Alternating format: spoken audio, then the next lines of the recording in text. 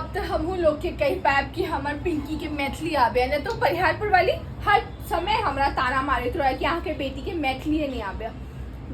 रुखी भेटा दही आब ओकरा।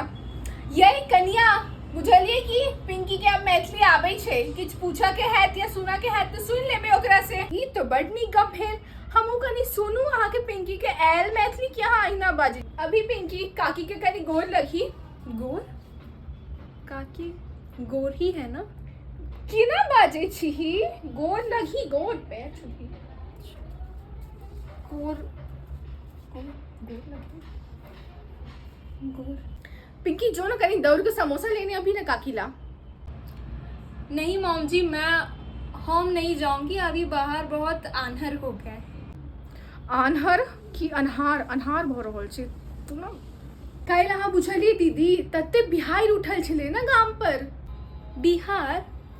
बिहार में ही तो अपना गांव है, बिहार क्यों उठा था?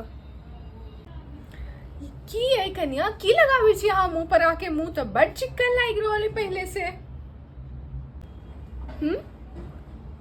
चिकन जैसा मुंह? चिकन तो खाई खाई छे, खाई छे। अहाँ की बेटी के तो बड नीक मैथिली आबे या। मामा पिंकी के मैथिली आबे की मैथिली आबे देखनी कते मैथिली अते सिखा के भेजलु तैयो कहे नहीं छे। बुस्कौल विद्यार्थी के गट्टा मोट सबके सामने में जग हसाई क देले एकदम। जो तू आइना गोबर कहीं के।